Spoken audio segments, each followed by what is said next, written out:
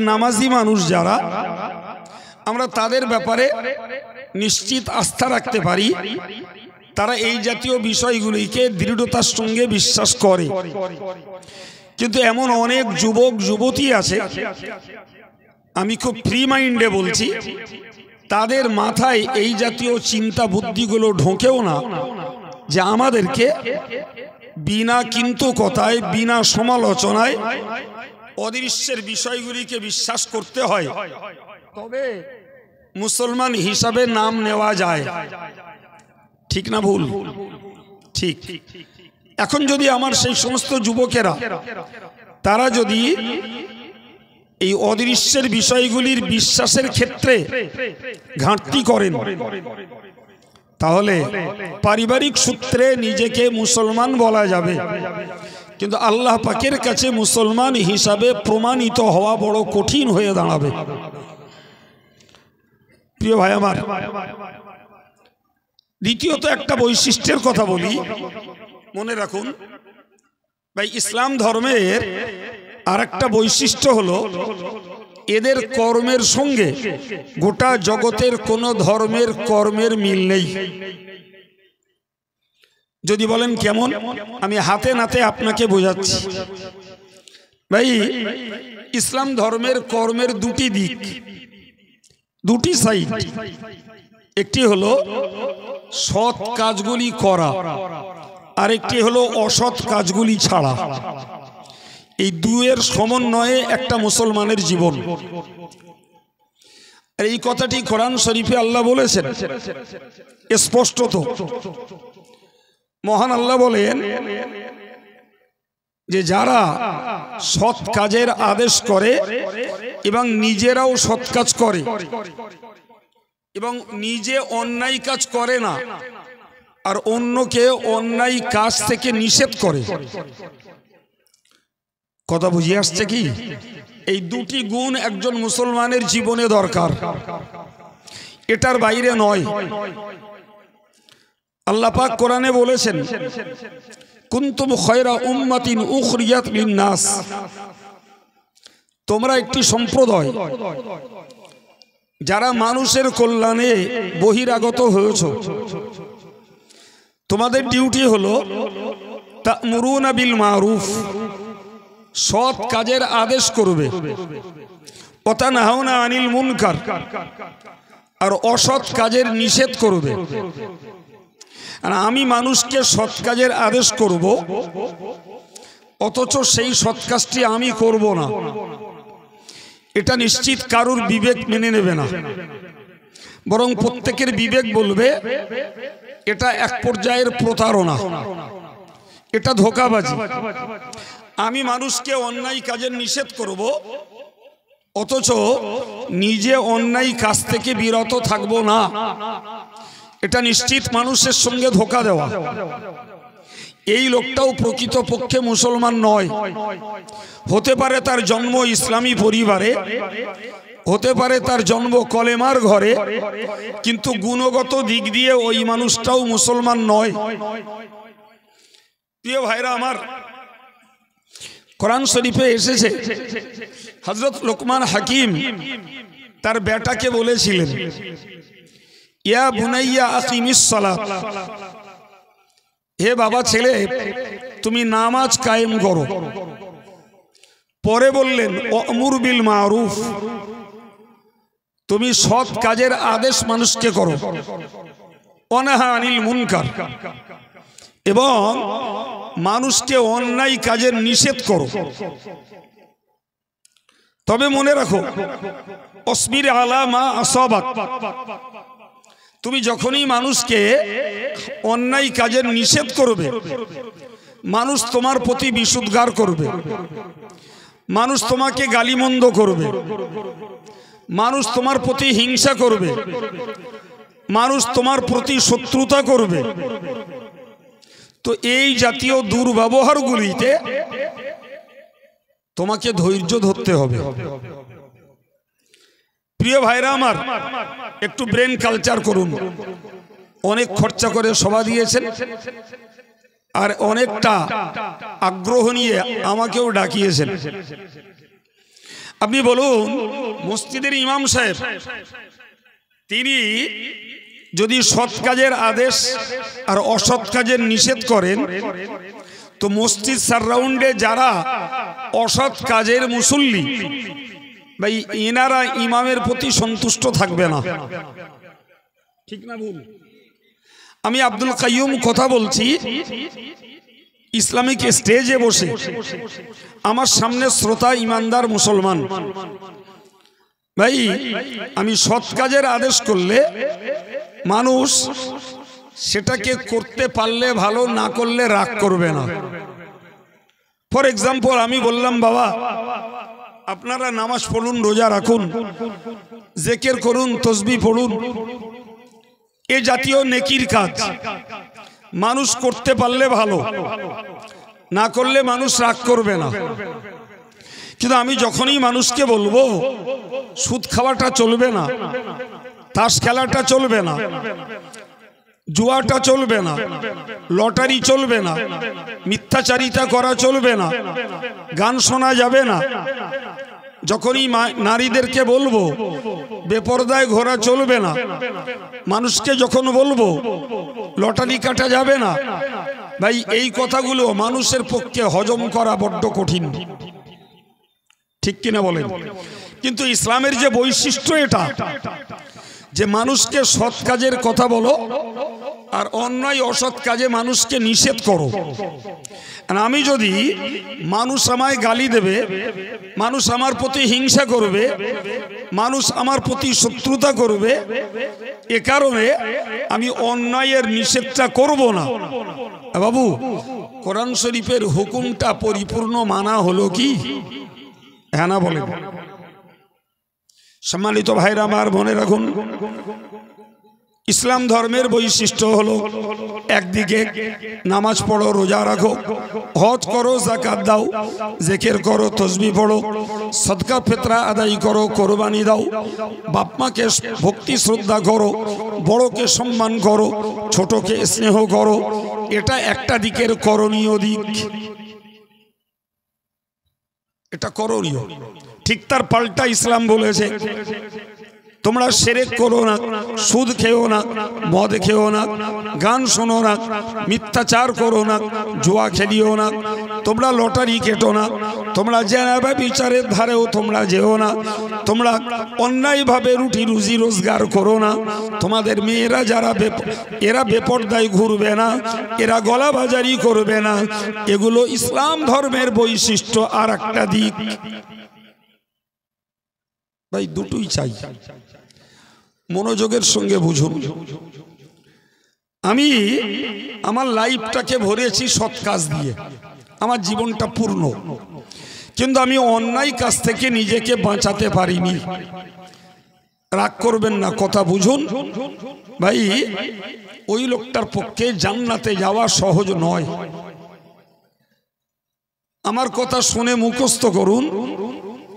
নামাজ পড়ে, রোজা রেখে, হজ করে, যাকাত দিয়ে, জিকির করে, তাসবিহ পড়ে শুধু শুধু এই নেকির কাজগুলো করে জান্নাতে যাওয়া যাবে না। মনে রাখুন, ভুল বুঝবেন না। পাল্টা আর একটু কিছু দরকার, সেটাই ইসলামের বৈশিষ্ট্য। আল্লাহ পাক নবী বলেছেন, আসসালাতু ইলাস সালাতি ওয়াল জুমআতু ইলাল জুমআতি ওয়া রমাদানু ইলা রমাদান কাফফারাতুল লিমা বাইনাহুন্না।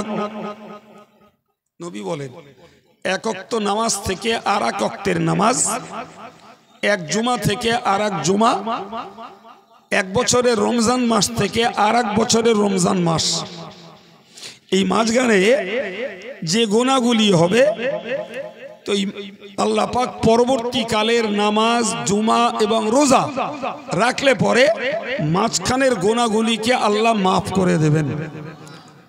একটু মন খুলে বলেন সবাই, এটি হাদিসের ঘোষণা।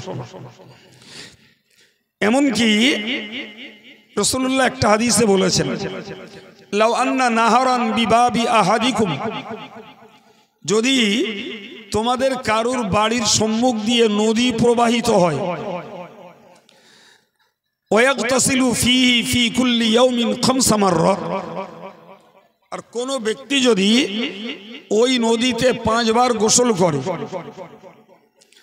আল্লাহ পাকের নবী জিজ্ঞাসা করলেন সাহাবায়ে কেরামদেরকে, হালি আবকি মিন দারানিহি শাইউন, তোমরা বলো ওই লোকটার দেহে কি কোনো ময়লা থাকতে পারে?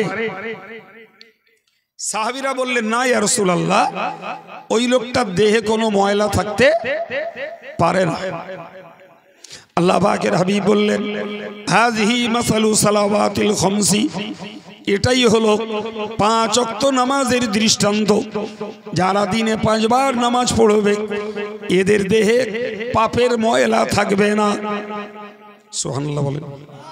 তাহলে আমরা যারা নামাজি, এটি আমাদের জন্য একটা খুশখবরির হাদিস। কিন্তু বলেন, আমরা আমাদের পারিবারিক খবর রাখি, আমাদের গোটা পরিবারে যত সদস্য রয়েছে, আচ্ছা বাবু সবাই কি 5 ওয়াক্ত নামাজ পড়ে বলে মনে হয়? হ্যাঁ না বলেন, পড়ে না। অথচ মুসলিম সৎ কাজের বুনিয়াদি একটি কাজ হলো নামাজটা কায়েম করা। সেই নামাজটা আমার সমাজের যে সমস্ত ছেলেরা মেয়েরা আজও আদায় করে না, ভাই এরা সামাজিকভাবে মুসলিম বলে পরিচিত হলেও আল্লাহ পাকের কাছে মুসলমানিত্বের পরিচয় কিভাবে দেবে? ভাই এই মজলিসটায় বসবে, আদবের সঙ্গে কথাগুলো শুনবে, তবে তো ব্রেনটা কালচার হবে। এ তো শুধু আওয়াজ শোনার জন্য নয় রে বাবা, যে মজলিসটা সুর শোনার জন্য নয় শুধু, এ মজলিস তো জ্ঞান চর্চার মজলিস। বসতে হবে, শুনতে হবে, তবে তো জ্ঞান চর্চাটা হবে। এখন বুঝুন, যারা আমরা নামাজ পড়ছি, তাহলে নামাজ হাদিস শরীফ এসছে, আসসালাতু মিফতাহুল জান্নাহ, নামাজ হলো জান্নাতের চাবি। তাহলে জান্নাত যদি একটি তালাবদ্ধ ঘর হয়, আর নামাজের বিনিময়ে যদি সেই চাবিটা আমার হস্তগত হয়, তাহলে আমি জান্নাতের বদ্ধ ঘরটাকে খুলবো আর জান্নাতে প্রবেশ করব। এটাই তো সিস্টেম। কিন্তু বাবু হাদিস বলছে যে তোমার গোনাগুলি মাফ হবে, শর্ত একটা, ইজাজতুনিবাতিল কাবাইর, যদি তুমি বড় বড় গোনাগুলি থেকে বাঁচতে পারো, তাহলে নামাজের বিনিময়ে, জুমার বিনিময়ে, রমজানের বিনিময়ে ছোট ছোট গোনাগুলো তোমার মাফ হবে।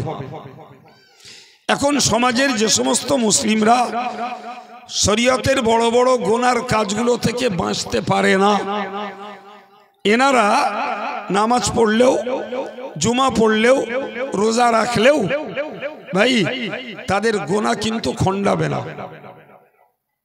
এই খণ্ডাবে, আমি আপনাকে কি বোঝাচ্ছি, যে শুধু ইবাদত করে জান্নাতে যাওয়া যাবে না, বরং সঙ্গে শরীয়ত বিরোধী কাজগুলোকে ছাড়া লাগবে। আর এই জায়গাটাই তো আমরা নারাজ। আমরা ধর্মও করতে চাই, অধর্মের কাজও ছাড়তে চাই না। এরকম ধার্মিকের সংখ্যাই বেশি। ঠিক না ভুল? কি হবে? সম্মানিত ভাইরা আমার, ভালো করে মনে রাখুন, হাদিস শরীফ, কোরআন শরীফে এসেছে, মহান আল্লাহ বলেন, ইন তাজতানিবু কাবাইরা মা তুনহাউনা আনহু নুকাফির আনকুম সাইয়্যাতিকুম। আল্লাহ পাক কোরআন শরীফে বলেন, ইন তাজতানিবু কাবাইরা মা তুনহাউনা আনহু, যে কাজগুলি থেকে তোমাদের নিষেধ করা হয়েছে ওই কাজগুলো থেকে যদি তোমরা বাঁচতে পারো, তাহলে আমি আল্লাহ তোমাদেরকে জানিয়ে দিলাম, নুকাফির আনকুম সাইয়্যাতিকুম, তোমাদের জীবনের অন্যান্য ছোট ছোট গুনাহগুলোকে আমি আল্লাহ মোচন করে দেব। জোরে বলুন। তাহলে বড় গুনাহ থেকে বাঁচতে পারলে তবে ছোট গুনাহ মাফ হবে। বড় গুনাহ থেকে বাঁচতে পারলে তবে ছোট গুনাহ মাফ। এখন যদি আমাদের টেন্ডেন্সি হয় নেকির কাজও করব আর পাপের কাজও করব, তাহলে আমাদের ছোট গুনাহগুলো ক্ষমা হচ্ছে না, আর বড় গুনাহগুলোর পাপ তো রয়ে গেল। পরিণতিটা কোথায়? এ প্রিয় ছেলেরা মনে রাখুন, জান্নাত একটা পবিত্র জায়গা। কোনো অপবিত্র ব্যক্তি জান্নাতে ঢুকতে পারবে না। আর এই সঙ্গে মনে রাখুন, গোনা একটা অপবিত্র বিষয়, যে করে সে হয়ে যায় অপবিত্র। অতএব গোনাহগারের জন্য জান্নাত নাই। কিছু বুঝছেন? এখন গোনাহগারের জন্য জান্নাত নাই, তাহলে আমার এখন করণীয়, গোনার কাজকে আমায় ছাড়তে হবে। আর বিগত জীবনে যে গোনাগুলো করে ফেলেছি তার জন্য খাঁটি মনে আল্লাহর কাছে ক্ষমা চাইতে হবে। অন্য কোনো পথ আছে? হয় রানিং জীবনে গোনা থেকে আমাকে বাঁচতে হবে, আর পিছনের জীবনে যে গোনাগুলো করেছি তার জন্য আমাকে আল্লাহর কাছে ক্ষমা প্রার্থী হতে হবে। তাহলে আমার পাপের পাল্লাটা হালকা হবে। আর পাপের পাল্লা হালকা হলে নেকির পাল্লাটা আলটিমেটলি ভারী হবে। সুবহানাল্লাহ। জি, আমার আল্লাহ কোরআন শরীফে বলেছেন, ফামান সাকুলাত মাওয়াজিনুহু ফাহুয়া ফি ঈশাতির রাদিয়া।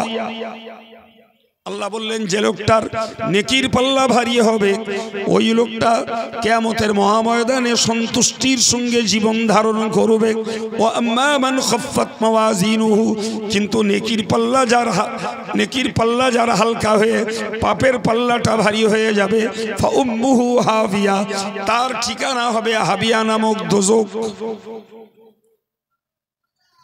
আমি কোরআন থেকে বলছি না অন্য কিছু? এই কথাগুলো বিশ্বাস করবে কে?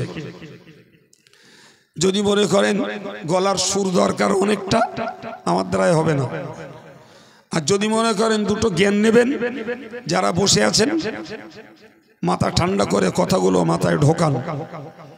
প্রিয় ভাই আমার, তাহলে নেকির পাল্লাটা যদি আমায় ভারী করতে হয় তাহলে রাস্তা দুটো, পাপে নেকির পরিমাণ বাড়াতে হবে, আর ওদিকে পাপের পরিমাণ কমাতে হবে।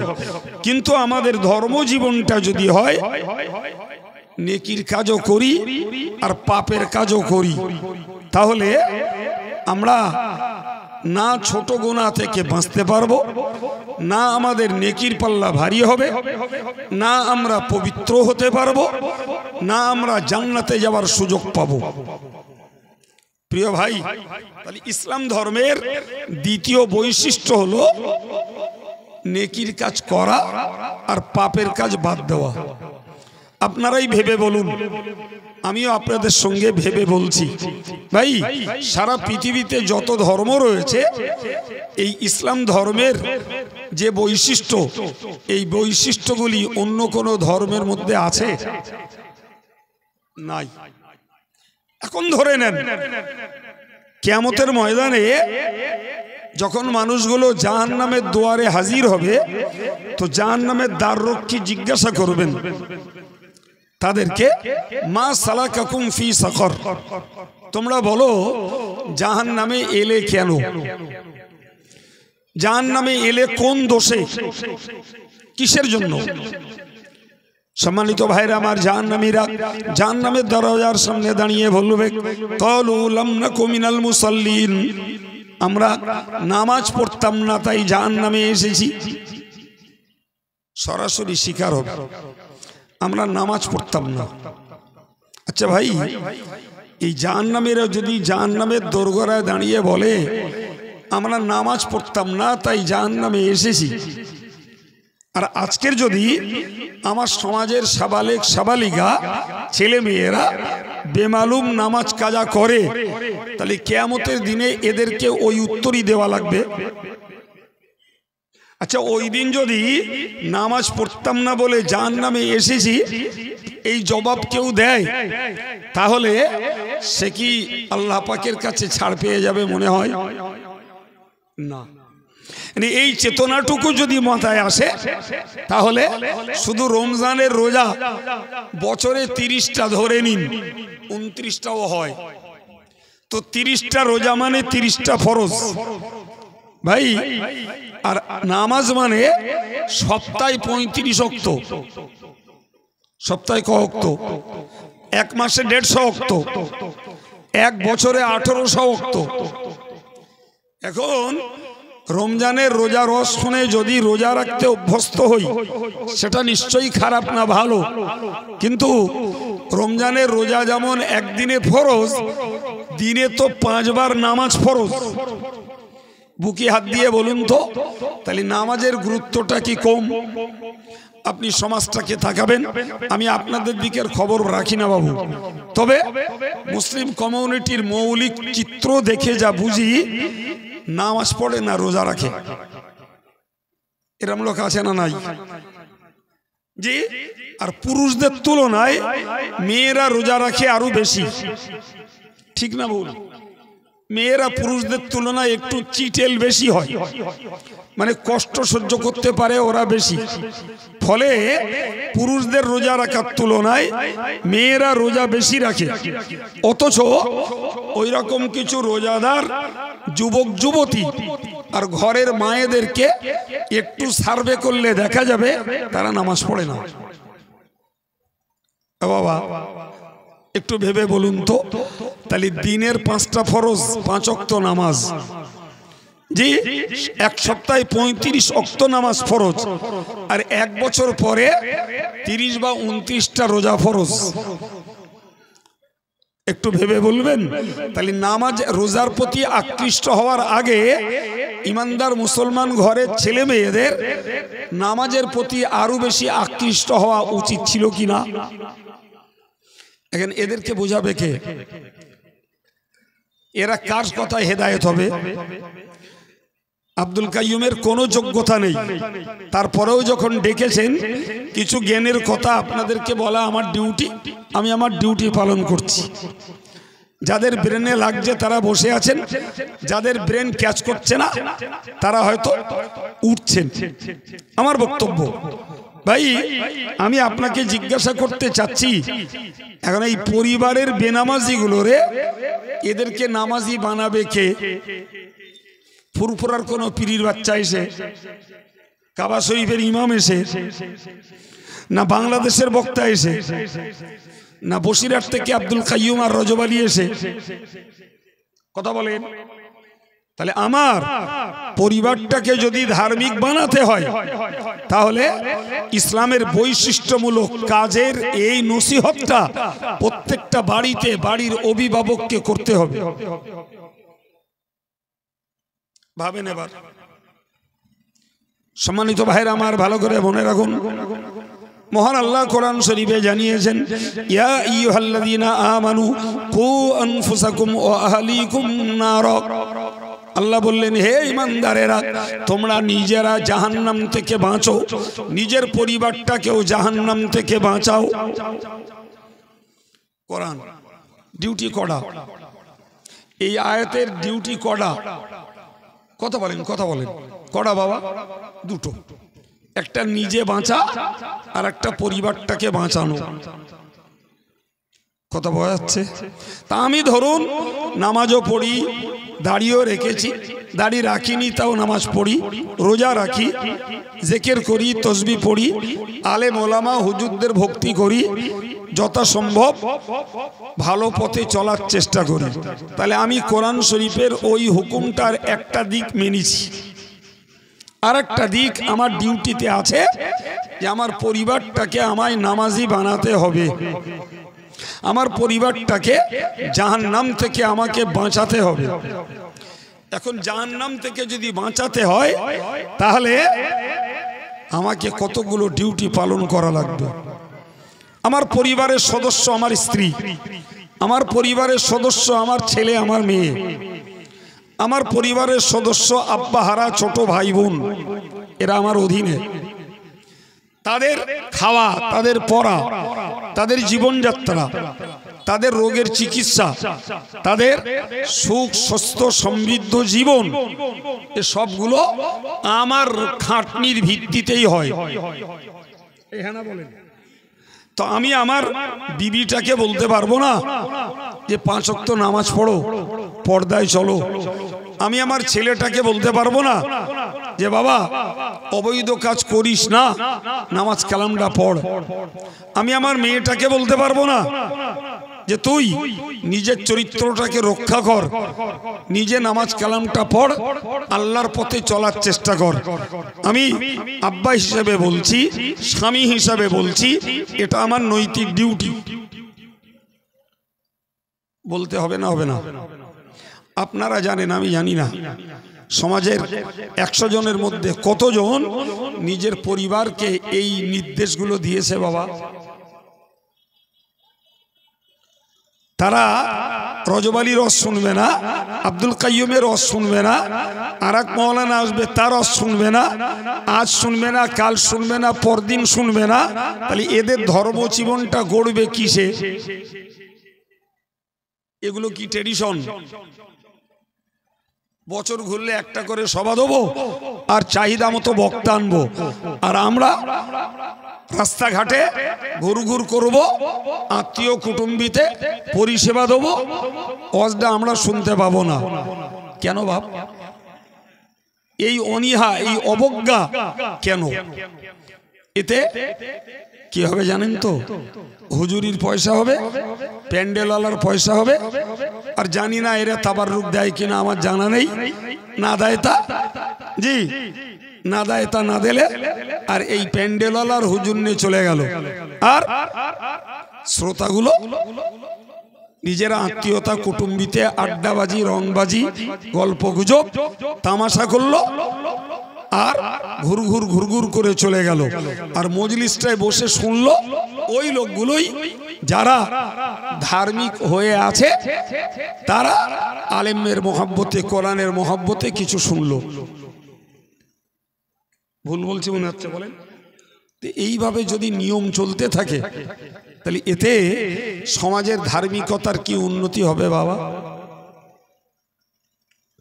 সম্মানিত ভাইরা আমার, মনে রাখুন, আমি আপনাকে বলবো, যদি ইসলামের বৈশিষ্ট্য বজায় রাখতে হয়, নেকির কাজ করতে হবে, পাপের কাজ ছাড়তে হবে, এই নিয়ম যদি রক্ষা করতে হয়, তাহলে এই শুধু শুধু দূর দূর থেকে হুজুর এনেই লাভ হবে না, বরং প্রত্যেকটা বাড়িতে বাড়িতে নিজেদেরকে হুজুর হওয়া লাগবে। রাজি আছেন? আপনি বলবেন হুজুর আমি কোরআন জানি না, হাদিস জানি না, তা আমি কেমনে হুজুর হব? একটা কথা, আমি আপনাকে হুজুর হবেন কি হবেন না একটু ভাবতে বলছি। কোরআন বলছে তুমি নিজে বাঁচো, পরিবারটাকে বাঁচাও। আচ্ছা, এই পরিবারের বাঁচানোর কথা বলতে গেলে হুজুর হতে হবে না হবে না? আমি কি বসিরহাট থেকে এসে আপনার বাড়ি বাড়ি যেয়ে যে ছেলে মেয়েদেরকে বলবো না স্ত্রীকে বলবো? তাহলে বাড়ির বেনামাজি, অধার্মিকা যারা, এদেরকে নির্ভীকভাবে, নির্ভয়ে বলতে পারবে পাওয়ারফুল ওই বাড়ির গার্জিয়ানটা। আপনাকে কোরআন হাদিস শিখতে হবে না, আপনি তো এটুকু শিখেছেন যে শিরক করতে নেই, সুদ খেতে নেই, গান শুনতে নেই, মিথ্যা কথা বলতে নেই, জুয়া খেলতে নেই, তা আপনি ওইগুলোই বলুন। আপনি এটুকু তো শিখেছেন যে একজন ইমানদারকে নামাজ পড়তে হয়, রোজা রাখতে হয়, সকাল সন্ধ্যায় জিকির করতে হয়, তাসবিহ পড়তে হয়, দান সদকা করতে হয়, একজন ইমানদারকে তার বাপ মাকে ভক্তি করতে হয়, বড়কে সম্মান করতে হয়, ছোটকে স্নেহ করতে হয়। তাই এর জন্য আলাদা করে কোরআন রজব আলী সাহেব বলে যাক হু হু করে, আর আমি বলে যাই, ও তো একটাও মাথায় থাকবে না। বলে মাথায় থাকবে এই যে কথাগুলো বাংলা বাংলি শুনছি এইগুলো, কারণ আমরা বাঙালি। এবার বলেন বাবু, বাড়ি বাড়ি হুজুর হওয়ার দরকার আছে না নাই? আমি করজোড়ে নিবেদন করে বলবো, বছর ঘুরলে নিয়ম মেনে একটা করে সভা দেবেন, আর চলবে দোকান পশাড়ির হই হুল্লোড়। জি, ছেলে মেয়েদের অবাধ আনাগোনা, খাবার খাওয়ার খাওয়ানোর হিড়িক, আর মাঝখান থেকে কোরআন শুনলে সবটাও হবে, সে মজলিসে বসার মতো লোক পাওয়া যাবে না। আমি জানি না, তবে আমার মন বলছে এই যত লোক মজলিসে আছে, যদি এখানে দোকান থাকে এর থেকে তার লোক বেশি আছে। এরা কারা? এরা তো ইহুদিদের ঘরের কেউ না, এরা তো খ্রিস্টানের ঘরের কেউ না, এরা তো ভারতবর্ষের মুশরিকদের ঘরের কেউ না, এরা তো বৌদ্ধদের ঘরের কেউ না, এরা তো সব আমাদেরই ঘরের ছেলে মেয়ে। দুটো গোষ্ঠী, পুরুষ আর মহিলা। পুরুষের গ্রুপে বাপ আছে, ছেলে আছে, ভাই আছে, ভাগনা আছে, ভাইপো আছে। মেয়ের গ্রুপে মা আছে, স্ত্রী আছে, বোন আছে, নিজের মেয়ে আছে, ভাগ্নি আছে, ভাইজি আছে। ভুল বলছি বলেন? এরা পরকে, একটু কথা বলেন। এই দুটো গোষ্ঠীর পরকে কি কিছু বলছেন না কেন? এরা কেউ পর ব্যক্তি? তাহলে এদের শুধু আপন বললে ছোট করা হবে, এরা তো রক্তের ব্যক্তি। জি, তাহলে আমরা জলসা দেব আর হুজুর ডাকবো, আর আমার ঘরের ছেলে মেয়েরা তারা অলসতায় অবহেলায় খেলিয়ে আর বেরিয়ে আর খাবার খেয়ে আর খাইয়ে সর্বনাশ করবে। আমি অ্যাজ এ গার্জিয়ান আমার ছেলেটাকে রক্ষা করতে পারবো না, বউটাকে রক্ষা করতে পারবো না, মেয়েটাকে রক্ষা করতে পারবো না। তাহলে এই সবার উপকার মুসলমানরা কেমনে পাবে?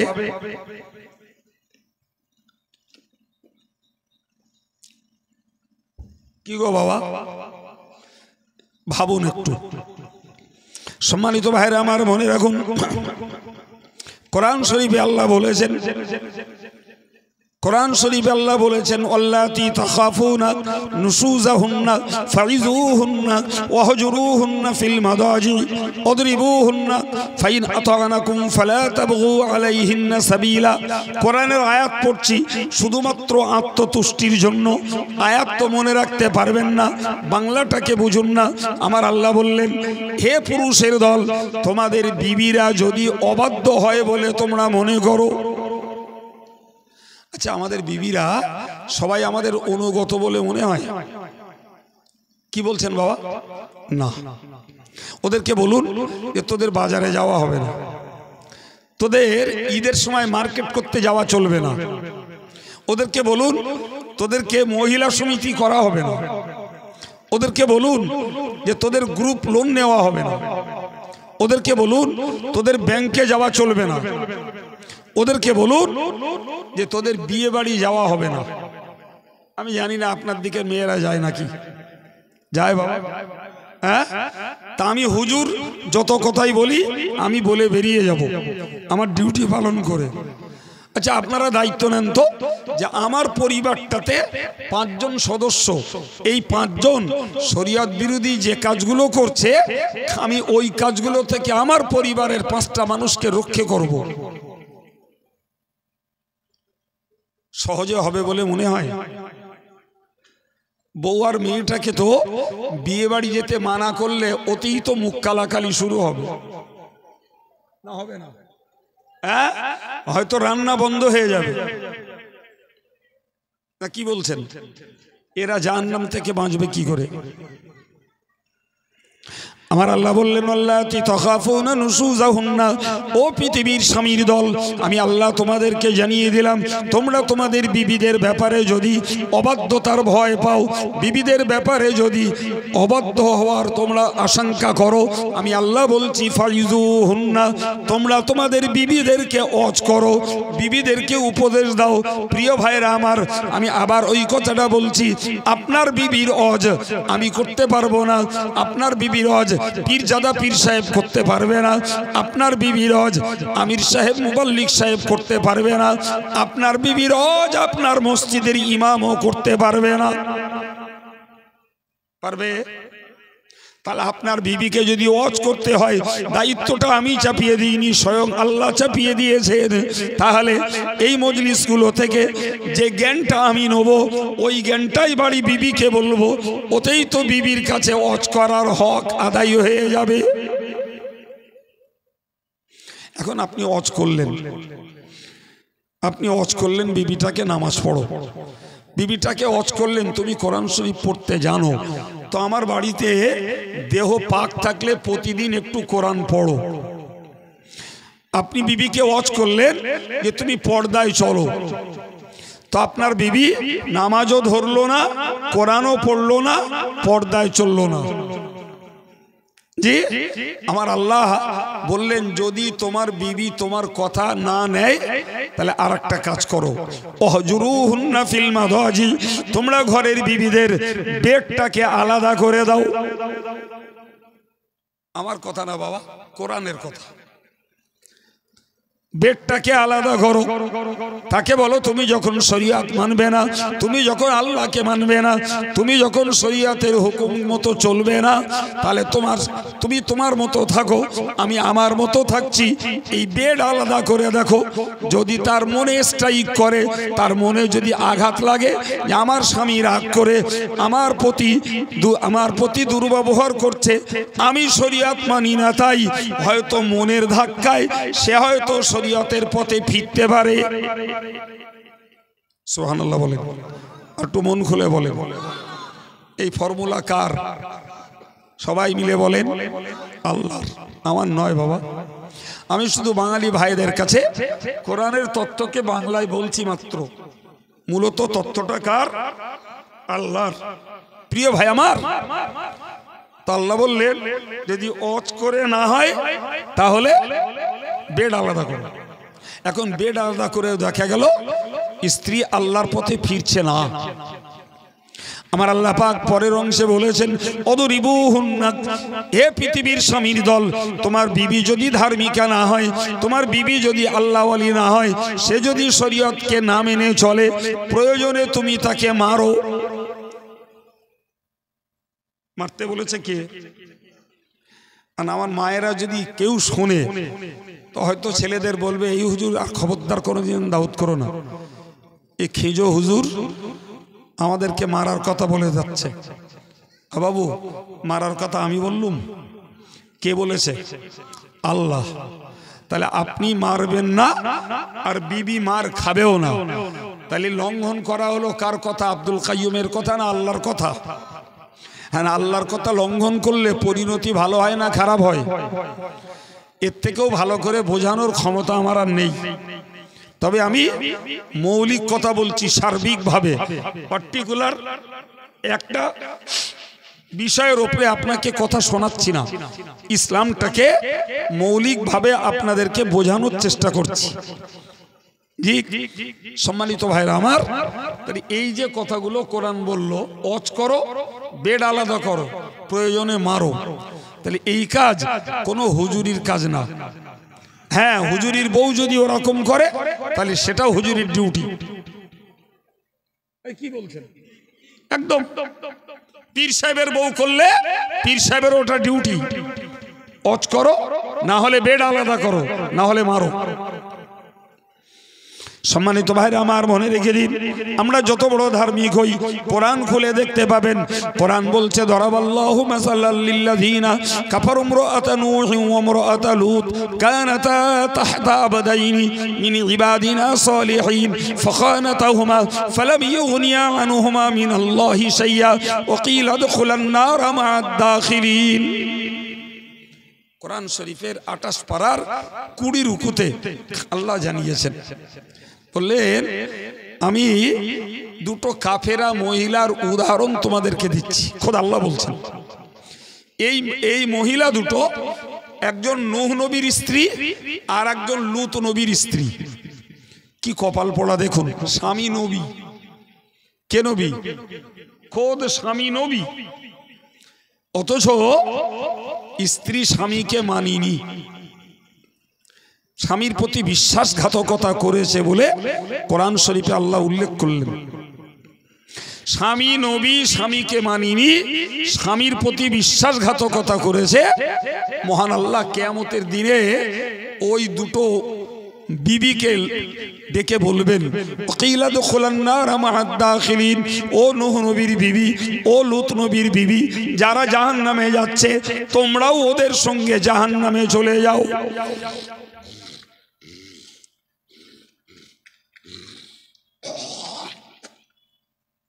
কোথায় যাবে? কার স্ত্রী?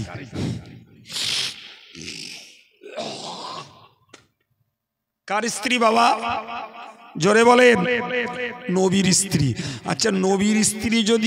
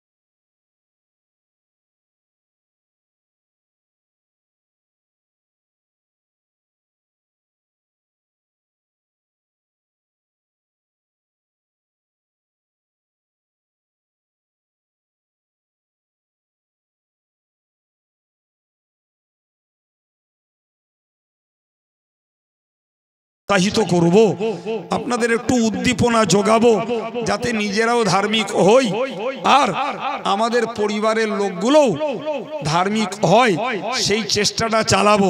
তবে তো এই খরচ করে এর শোধ উঠবে নাকি মিনাজ? প্রিয় ভাইরা আমার,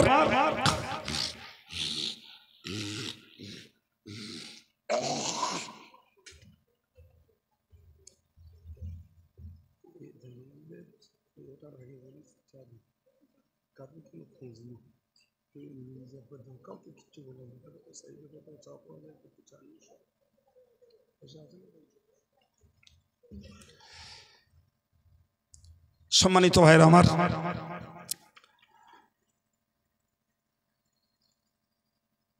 কি বললাম বাবা? আচ্ছা বলুন তো একটা কথা, ভাই ভাই আলোচনা করি। আচ্ছা আপনারা হন আর আমি হই, আমরা পৃথিবীতে সুখে শান্তিতে কাটাতে চাই না কেডা? কি আমিও চাই, বলে আমার বউ বাচ্চা নিয়ে ভাই বোন নিয়ে সুখে কাটাবো, ভালো বাড়িতে বাস করব, ভালো গাড়ি চাপবো, ভালো পোশাক পরবো, ভালো খাবো, তাদেরকে খাওয়াবো, চাই না? যাদের এই জাতীয় সুযোগ নেই তারা বলো কষ্ট মেহনত করতে কম করে না? বলো হ্যাঁ না বলেন। ভালো খাওয়া পরার মতো সমর্থ যাদের নেই তারা কষ্ট মেহনত করতে কম করে না বাবু। আচ্ছা আমি আপনাদের কাছে জিজ্ঞেস করছি বাবু, পৃথিবীর থাকবার কাল আমাদের 60-70-80 বছর নাকি? আচ্ছা 60-70-80 বছর যদি পরিবারের সদস্যগুলোকে নিয়ে আমরা শান্তিতে থাকতে চাই, তাহলে একজন ইমানদার নারী পুরুষের জন্য অনন্তকালের পরকালটাকে আমরা সবাইকে নিয়ে জান্নাতে যেতে চাই না কেন? আমার মাথায় এটা পাক খায়। আমার কথাটা বোঝাতে পেরেছ কি? পৃথিবীর 60-70 বছর জীবনে যদি আমরা সবাইকে নিয়ে সুখে থাকতে চাই, তাহলে পরিবারের সবাইকে নিয়ে আমরা জান্নাতে যেতে চাই না কেন? বলেন বলেন বলেন জি ভাই। আমার যেটা মনে হয়েছে ভাই, সেটি হলো আমরা যদিও মোমেন, যদিও ইমানদার, কিন্তু জাহান্নামের কঠোর শাস্তি আমরা হাতে নাতে পাইনি বলে ঠিক বিশ্বাস হয় না, বিশ্বাস হয় না আমাদের। যে কারণে ও বউ জাহান্নামে যায় যাগ্গে, ছেলে যায় যাগ্গে, মেয়ে যায় যাগ্গে, আমি জান্নাতে যাই, ওটাই আমার যথেষ্ট। এটা কি কোনো দরদ হলো? এদিকে বউডারে বলছি জীবন সঙ্গিনী, অর্ধাঙ্গিনী, মেয়েটাকে বলছি কলিজার টুকরি, মেয়েটারে বলছি নয়নের পুত্তুলি, আদরের দুলালি, ছেলেটাকে বলছি আদরের দুলাল। এসব তো মুখের ভাষা, কাজ বলছে যে এই ভাষাগুলোর সঙ্গে কাজের মিল নেই। রাগ করছেন আমার কথায়? বলেন। প্রিয় ভাইরা আমার, সত্যি যদি চাইতাম আমার ছেলে মেয়ে, আমার স্ত্রী এরা সবাই জান্নাতি হোক, তাহলে তাদেরকে যে কোনোভাবে নরমে গরমে বাবা বাছা করে কিংবা গায়ে মাথায় হাত বুলিয়ে তাদেরকে আমরা জাহান্নাম থেকে বাঁচানোর কাজ থেকে ফেরাতাম আর জান্নাতের কাজের প্রতি তাদেরকে উৎসাহিত করতাম। কিন্তু আমরা ওয়াজ দেই আর ওয়াজ শুনি, কিন্তু পারিবারিকভাবে এই চেষ্টা শতকরা 90টা পরিবারে নেই। তার মানে পরকালের বিষয়গুলির প্রতিও আমাদের বিশ্বাসের অভাব। আপনি বলেন, আমি আপনার ব্রেনটাকে কালচার করছি। ভাই আমি বলছিলাম যে বাড়ি বাড়ি হুজুর হতে হবে, বলছিলাম না? আমি কোরআন থেকে তার প্রমাণ দিয়েছি না দেইনি? হ্যাঁ না বলেন? প্রমাণ পেয়েছেন যে বাড়ির হুজুরকেই জাহান্নাম থেকে বাঁচানোর চেষ্টা করতে হবে অন্যদেরকে। বাড়ির হুজুরই স্ত্রীকে জাহান্নাম থেকে বাঁচানোর চেষ্টা করবে। এর পরেরটা বুঝুন। প্রিয় নবী সাল্লাল্লাহু আলাইহি ওয়াসাল্লাম তার পাক জবানি হাদিস শরীফে বলেছেন, মুরু আওলাদাকুম বিসসালাতি ওহুম আবনাউ সাবআ সিনিন। হুজুর বলেছেন, ও সাহাবীরা, আমি নবী তোমাদেরকে বলছি, এ পৃথিবীর উম্মতে মুসলিমারা, তোমরা তোমাদের ছেলে মেয়েগুলোর বয়স যখন 7 বছর হয় ওই সময়ে তোমরা তাদেরকে নামাজ পড়তে আদেশ করো। ক বছর? 7 বছর। আজকের বেনামাজি যুবকগুলোর বয়স হলো 18, 20, 22, 25। নামাজের ধার পাশে ঘেঁষে না, তারা তেরাঙ্গা, খৈনি, গুটকা, শান্তি ওই খেয়েই জীবন কাটাচ্ছে। অতি তাদের মজা যে মেয়েটাও নামাজ পড়ে না। রাসূল কি বললেন? তোমার বাচ্চাটাকে 7 বছর বয়স হলে নামাজ পড়তে বলো। আমি জানি না আপনারা কজন বলেছেন বাবা, যদি বলে থাকেন আলহামদুলিল্লাহ। যদি 7 বছর বয়স থেকে বাচ্চাটাকে নামাজ পড়ানোর চেষ্টা না করেন, বেয়াদবি নেন না, খবর আপনারও খারাপ। আপনি যত বড় তসবিহ টেপেন আর যত বড় দাড়ি রাখেন আর নামাজ পড়ে কপালে দাগ করেন আর রোজা রেখে রেখে হালকা পাতলা লিকে হয়ে যান, তারপরেও ওই ছেলে মেয়েদের জন্য আপনাকে আল্লাহ পাকের কাছে আসামির কাঠগড়ায় দাঁড়ানো লাগবে। লিখে নেন আমার কাছ থেকে, আমি স্ট্যাম্প মেরে দেবো। মাপ নাই আপনার। আপনি কত ধর্ম করবেন জানেন? আল্লাহ পাক নবী বলেছেন, ও সাহাবীরা তোমরা মনে রাখো, কুল্লু মাউলুদিন ইউলাদু আলাল ফিতরা, প্রত্যেকটা নতুন বাচ্চা যে আজকে জন্ম নেয়, আমার আল্লাহ পাক নবী বলেন ওই বাচ্চাটা ইসলামী যোগ্যতা নিয়েই জন্মায়। সুবহানাল্লাহ হবে না? আর একটু জোরে। ইসলামী যোগ্যতা নিয়েই ওই বাচ্চা জন্মায়। এরপরে নবী বলছেন, ফাআবাওয়াহু ইউহাউবিদানিহি আও ইউনাসসিরানিহি আও ইউমাজ্জিসানি। হুজুর বলেছেন, ও সাহাবীরা তোমরা মনে রাখো, আমি আল্লাহ পাকের নবী তোমাদেরকে বলছি, তার বাপ মা তারে ইহুদি বানায়, বাপ মা তাকে খ্রিস্টান বানায়, বাপ মা তাকে আগুন পূজারি বানায়। কে বলেছেন? জোরে বলেন, কার কথা বললাম? নবীর কথা, আমার কথা নয়। কিভাবে? ভাই বাপ মা যদি ইহুদি হয় তাহলে সেই ইহুদি ধর্ম পালন করে, ছেলে মেয়েগুলো বাপ মায়ের দেখা দেখি সেই ধর্মই পালন করে। ঠিক না ভুল? ভাই বাপ মা যদি খ্রিস্টান হয় তাহলে ছেলে মেয়েগুলো ওই বাপ মার দেখা দেখি খ্রিস্টীয় ধর্ম পালন করে।